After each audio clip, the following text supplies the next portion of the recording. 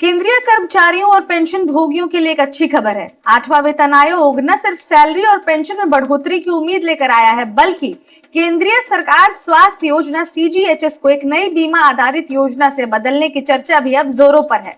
अब इसके बाद सवाल आता है कि क्या वाकई सीजीएचएस खत्म हो जाएगी? आइए समझते हैं कि यह नई योजना कर्मचारियों को कैसे फायदा पहुंचा सकती है और इसमें क्या क्या बदलाव होंगे। आज हम किस विषय पर बात करने वाले हैं ये तो आप जान ही चुके हैं, तो सीधा यही जानते हैं कि क्या है सीजीएचएस और क्यों है चर्चा में ये। अब सीजीएचएस यानी सेंट्रल गवर्नमेंट हेल्थ स्कीम एक ऐसी योजना है जो केंद्रीय कर्मचारियों, पेंशन भोगियों और उनके परिवारों को कम कीमत पर इलाज, दवाइयां और मेडिकल टेस्ट की सुविधा देती है। आप ऐसे समझिए कि अगर दिल्ली में कोई केंद्रीय कर्मचारी सीजीएचएस कार्ड से किसी पैनल अस्पताल में जाता है तो उसे नॉर्मल चेकअप से लेकर बड़ी सर्जरी तक सस्ते दाम पर सुविधाएं मिलती हैं। लेकिन दिक्कत यह है कि सीजीएचएस की सुविधाएं छोटे शहरों या गांवों में उपलब्ध नहीं है, जिसके कारण कई कर्मचारी और पेंशनर इसका पूरा फायदा नहीं उठा पाते। पिछले कई सालों से 5वें, 6ठे, 7वें वेतन आयोग ने सुझाव दिया था कि सीजीएचएस की जगह एक ऐसी बीमा आधारित योजना लाई जाए जो पूरे देश में काम करे। अब 8वें वेतन आयोग के साथ इस चर्चा ने फिर से जोर पकड़ा है। जनवरी 2025 में खबरें आई थी कि स्वास्थ्य मंत्रालय सीजीएचएस को एक नई योजना जो कि central government employees and pensioners health insurance scheme यानी CGEPHIS से बदल सकता है। तो अब सवाल उठता है कि CGEPHIS क्या है?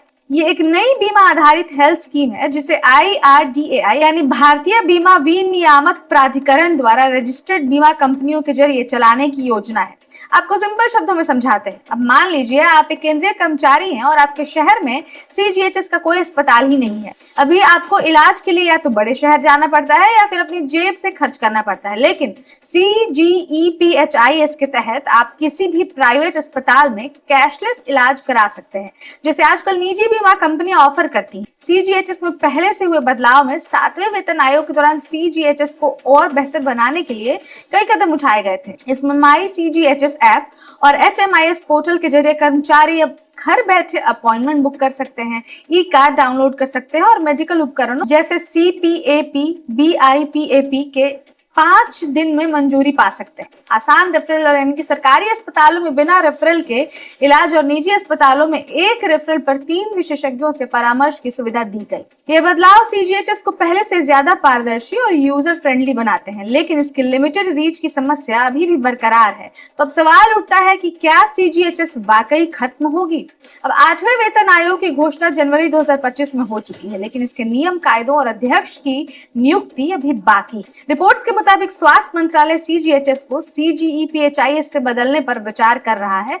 यह नई स्कीम प्राइवेट अस्पतालों में आसान और कैशलेस इलाज की सुविधा देगी, विस्तृत नेटवर्क यानी कि छोटे शहरों और गांवों तक स्वास्थ्य सुविधाएं पहुंचाएगी। अब IRDAI की भूमिका, बीमा कंपनियां इसे चलाएंगी जिससे प्रक्रिया तेज और आधुनिक होगी। हालांकि सरकार ने अभी तक इसकी आधिकारिक पुष्टि नहीं की। 6वें, 7वें वेतन आयोगों ने भी ऐसी योजनाएं सुझाई थी, लेकिन लागू नहीं हुई। 6वें वेतन आयोग ने एक वैकल्पिक बीमा योजना का सुझाव दिया था जिसमें कर्मचारी प्रीमियम देकर शामिल हो सकते। 7वें आयोग ने सीजीएचएस को CSMA और ECHS यानी कि ex serviceman contributory health schemes के साथ जोड़कर कैशलेस इलाज की सिफारिश की थी। लेकिन अब जो सबसे जरूरी सवाल है कि 8वें वेतन आयोग से क्या है उम्मीद? 8वां वेतन आयोग 1 जनवरी 2026 से लागू हो सकता है, लेकिन कुछ एक्सपर्ट्स का कहना है कि अधिसूचना में देरी के कारण यह तारीख टल सकती। कर्मचारियों को उम्मीद है कि इससे नई बीमा योजना यानी कि CGEPHIS जैसे पूरे देश में काम करे।